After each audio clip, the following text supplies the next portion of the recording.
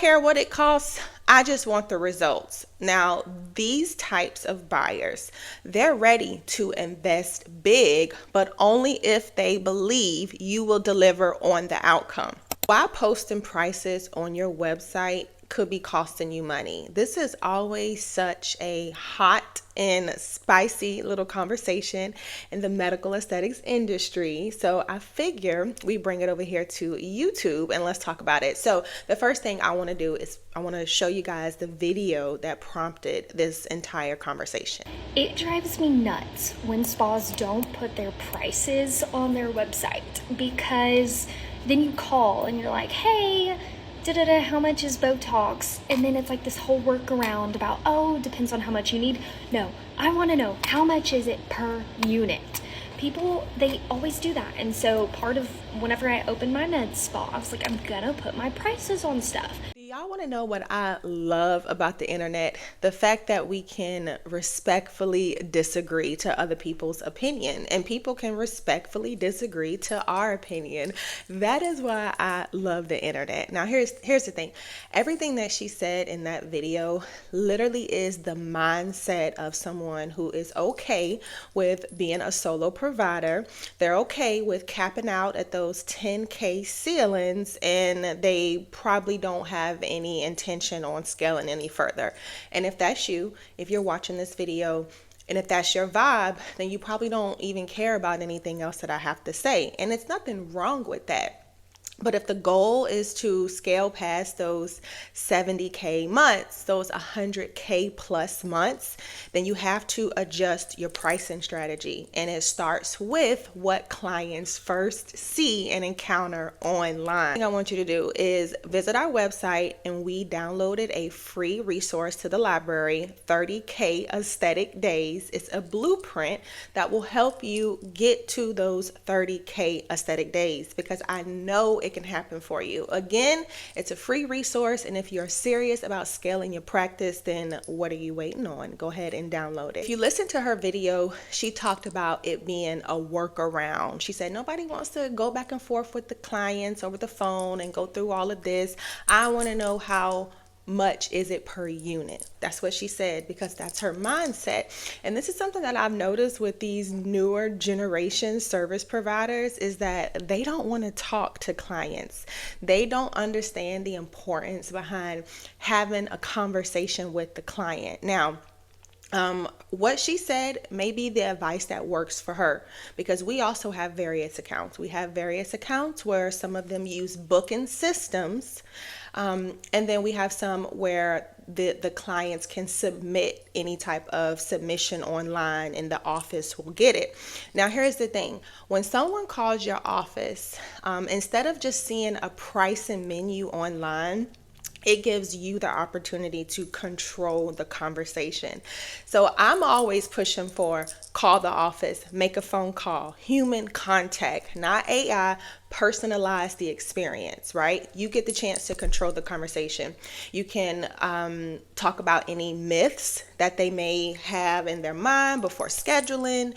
You can get a chance to highlight results, and you get to basically build rapport with them on the phone before they even come in.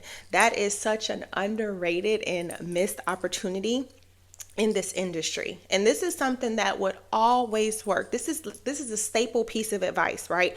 When I used to work in different medical offices, from plastic surgeon to oral surgery, cosmetic, whatever, right?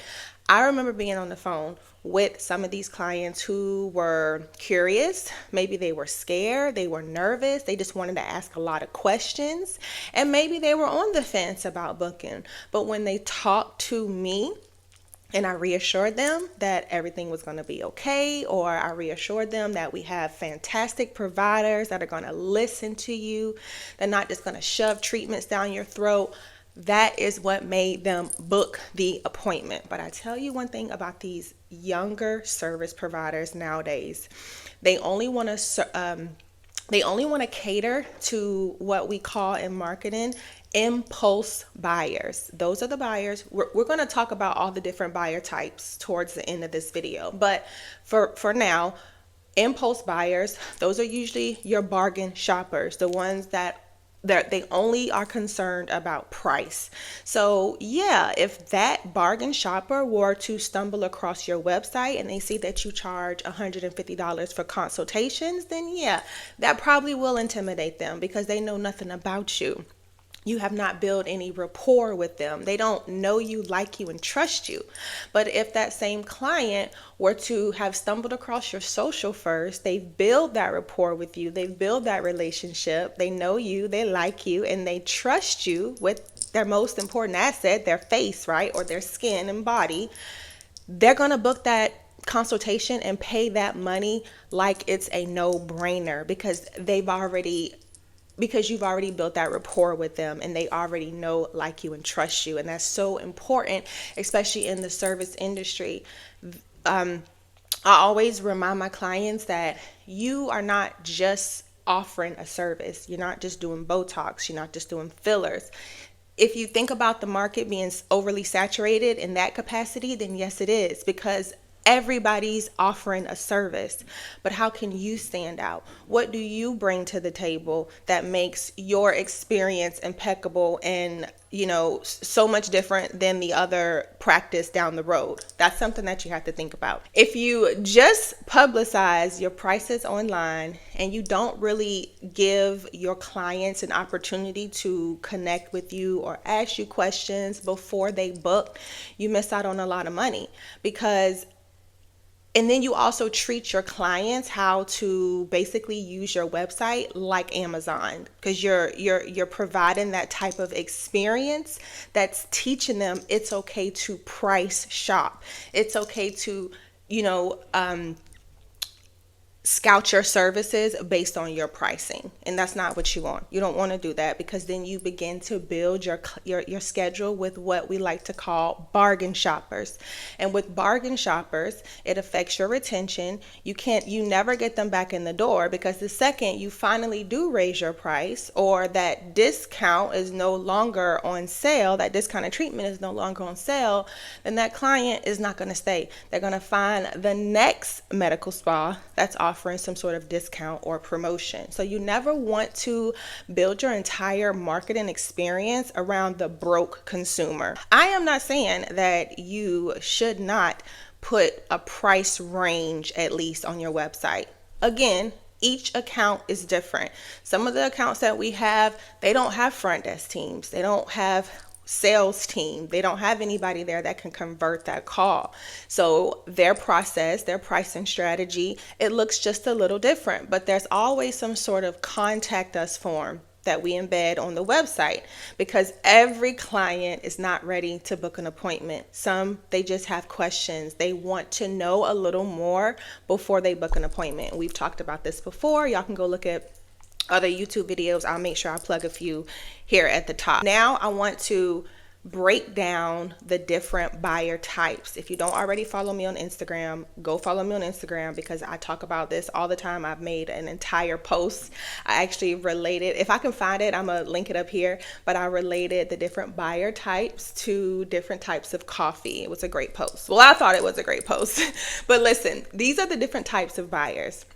You have the price shopper, and their mindset is, what is the cheapest option? You have the researcher. They want to know everything before they decide to book an appointment. These people are not going to just see your social media posts and directly book on the website. They want to know more information. They want more information than they know what to do with it. They're going to ask a million questions. They're going to read the reviews. They're going to stalk your social medias, and they may even take months to book an appointment. And this is how you keep these people in your funnel, with resources, blogs, guides, frequently asked questions, any opportunity that you can to position yourself as an expert. That's what's going to build that trust, and that's what's going to push them to the sale. I love the researcher, because I'm a researcher. The experienced buyer, this person, they want to feel taken care of. They care about the experience. So these people are less likely to just see your social post one time and book an appointment, because they want to know that they're going to have the most luxury Sorry. They want to know that they're going to have the most luxury experience before they even book an appointment. So you have to showcase that online, showcase that through your content. Then you get them over to your website, and guess what? They're going to book with no problem because you've already gained that trust. And then you have the transformation seeker. I don't care what it costs. I just want the results. Now, these types of buyers, they're ready to invest big, but only if they believe you will deliver on the outcome. So they have to, again, know you, like you, trust you, because that's when they believe you. And then that's when they will buy into that belief that you're going to make their life better in whatever capacity. So again, let me simplify that list for you. To what old girl said in the beginning of this video, if you think that they're just going to see your social post, go on the website, book an appointment, minus the small talk, minus the dating and the conversation, you're going to attract a lot of price shoppers, people who are only just there because they saw that price tag and that price tag was doable for their budget. Oh, speaking of, y'all, let me tell you another crazy video I saw the other day. Look, some of the advice that other aesthetic providers are out here giving is insane because it's keeping you small and it's keeping you stuck. Oh, what did she say?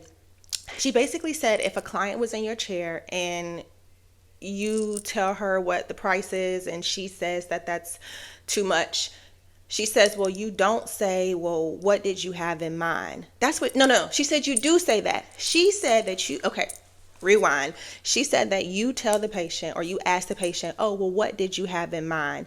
And that is so far from what you should be doing. First of all, you are a business owner. This is a business and your prices are not up for negotiation. If you are allowing a client to sit in your chair and determine or dictate your price, you're not a business owner. You've lost all the power. And again, there is power in pricing. Be okay with having those uncomfortable conversations and letting people know, well, I'm sorry, but your budget is not going to help you get your desired results. So maybe I'm just not the provider for you. But don't be so quick to serve the client, if they don't have the budget. Again, these are price shoppers. The lowest cost is their number one concern. You do not want to build your schedule and your practice with price shoppers. Researchers, they want the most info. Give it to them. Give them the more information than they know what to do with it. Let them sit there and read through all the blog posts, read through the emails. Give them more than they know what to do with, because then that helps them make an educated buying decision. Experienced buyers, they just want the best vibes. They're there for the vibes. They want to know that you have cookies and coffee and little pins with your logo in the office. They want to go in to sit in your chairs, and they want the heavy weighted blankets. They want to watch the Netflix on the screen, like some of our dental accounts, they have, the TVs in the treatment rooms and because some of these clients are in there for a long time and they have weighted blankets. So they, again, elevate the experience. And that is what the experienced buyer type buys into. Lastly, transformation seekers. How can you make their life better? Show them information that is given out online.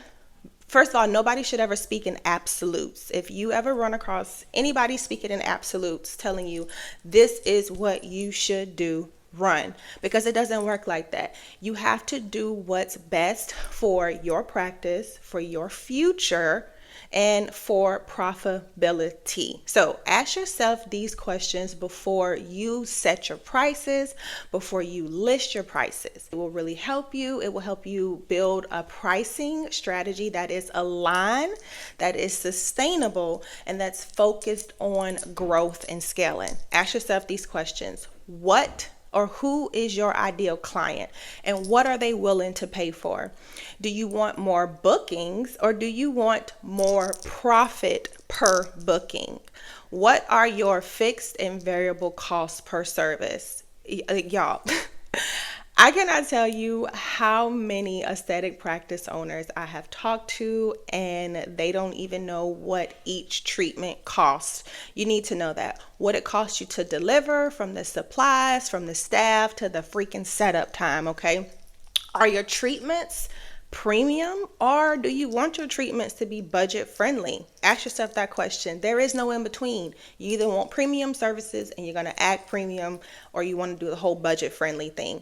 And then the last question I want you to ask yourself, what is your competition doing? And not only what are they doing, but how are you standing out from them? Ask yourself these questions, write them down, type them up, however you want to do it.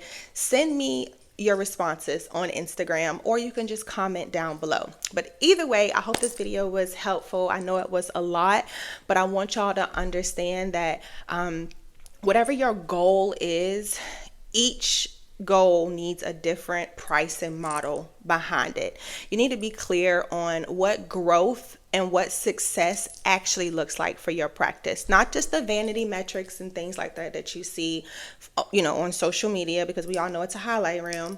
But you need to be very specific on what growth looks like for your practice, and then you build everything else around that.